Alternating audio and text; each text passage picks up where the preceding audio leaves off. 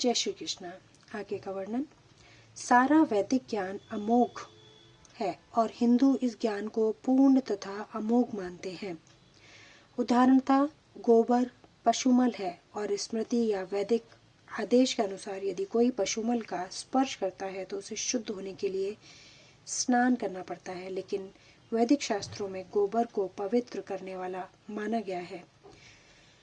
इसे विरोधाभास कहा जा सकता है, लेकिन यह मान्य है क्योंकि यह वैदिक आदेश है और इसमें संदेह नहीं कि इसे स्वीकार करने पर किसी प्रकार की त्रुटि नहीं होगी। अब तो आधुनिक विज्ञान द्वारा यह सिद्ध किया जा चुका है कि गाय के गोबर में समस्त कीटाणुनाशक गुण पाए जाते हैं। अतएव वैदिक ज्ञान पूर्ण है क्योंकि यह समस्त संशयों एवं त्रुटियों से परे है और भगवत गीता समस्त वैदिक ज्ञान का सार है। वैदिक ज्ञान शोध का विषय नहीं है। हमारा शोध कार्य अपूर्ण है क्योंकि हम अपूर्ण इंद्रियों के द्वारा शोध करते हैं। हमें पूर्ण ज्ञान को स्वीकार करना होगा जो जैसा कि भगवत गीता में बताया गया है परंपरा द्वारा हम तक पहुंचता है। हमें ज्ञान को परंपरा के उपयुक्त स्रोत से ग्रहण करना होता है। जो परंपरा परम आध्यात्मिक गुरु साक्षात भगवान से प्रारंभ होती है और गुरु शिष्यों की यह परंपरा आगे बढ़ती जाती है। छात्र के रूप में अर्जुन भगवान कृष्ण से शिक्षा ग्रहण करता है और उनका विरोध किए बिना वह कृष्ण की सारी बातें स्वीकार कर लेता है। किसी को भगवत गीता के एक अंश को स्वीकार करने और दूसरे अंश को अस्वीकार करने की अनुमति नहीं दी जाती। हमें भगवत गीता को बिना किसी प्रकार की टीका टिप्पणी, बिना घटाए बढ़ाए तथा विशद वस्तु में बिना किसी मनोकल्पना के स्वीकार करना चाहिए। गीता को वैदिक ज्ञान की सर्वाधिक पूर्ण प्रस्तुति समझना चाहिए। वैदिक ज्ञान दिव्य स्रोतों में प्राप्त होता है और स्वयं भगवान ने पहला प्रवचन किया था। भगवान द्वारा कहे गए शब्द अपौरुष्य कहलाते हैं, जिसका अर्थ है कि वे 4 दोषों से मुक्त संसारी व्यक्ति द्वारा कहे गए शब्दों से भिन्न होते हैं। संसारी पुरुष के दोष हैं, वह त्रुटियां अवश्य करता है, वह अनिवार्य रूप से मोहग्रस्त होता है, उनमें अन्यों को धोखा देने की प्रवृत्ति होती है, वह अपूर्ण इंद्रियों के कारण सीमित होता है। इन 4 दोषों के कारण मनुष्य सर्वव्यापी ज्ञान विषयक पूर्ण सूचना नहीं दे पाता। ऐसे दोषपूर्ण व्यक्तियों द्वारा वैदिक ज्ञान प्रदान नहीं किया जाता। इससे पहले प्रथम सृष्टि जीव ब्रह्मा के हृदय में प्रदान किया गया। फिर ब्रह्मा ने इस ज्ञान को अपने पुत्रों द्वारा शिष्यों को उसी रूप में प्रदान किया जिस रूप में उन्हें भगवान से प्राप्त हुआ था। भगवान पूर्ण रूप है और उनका प्रकृति के नियमों के वशीभूत होने का प्रश्न ही नहीं उठता। अतएव मनुष्य में यह समझने जितनी बुद्धि तो होनी ही चाहिए कि भगवान ही इस ब्रह्मांड की सारी वस्तुओं के एकमात्र स्वामी हैं। वे ही आदि सृष्टा तथा ब्रह्मा के भी सृजन करता है। 11वें अध्याय में भगवान को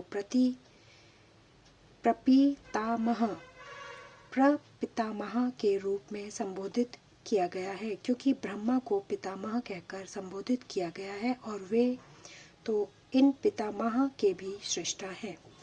अतएव किसी को अपने आप को किसी भी वस्तु का स्वामी होने का दावा नहीं करना चाहिए। उसे केवल उन्हीं वस्तुओं को स्वीकार करना चाहिए जो उसके पोषण के लिए भगवान ने हिस्से में दी है। भगवान द्वारा हमारे हिस्से में लिखी गई वस्तुओं को किस तरह काम में लाया जाए, इसके अनेक उदाहरण प्राप्त हैं। इनकी भी व्याख्या भगवत गीता में हुई है। प्रारंभ में अर्जुन ने निश्चय किया था कि वह कुरुक्षेत्र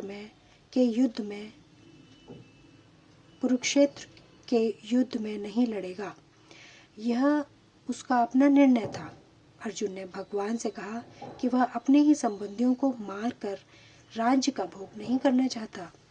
यह निर्णय शरीर पर आधारित था। क्योंकि वह अपने आप को शरीर मान रहा था और अपने भाइयों, भतीजों, सालों, पितामहों आदि को शारीरिक संबंध या विस्तार के रूप में ले रहा था। अतएव वह अपनी शारीरिक आवश्यकताओं को तुष्ट करना चाह रहा था। भगवान ने भगवत गीता का प्रवचन इस दृष्टिकोण को बदलने के लिए ही किया है और अंत में अर्जुन भगवान के आदेशानुसार युद्ध करने का निश्चय करते हुए कहता है कि करिष्ये वचन तव, मैं आपके वचन के अनुसार ही करूँगा।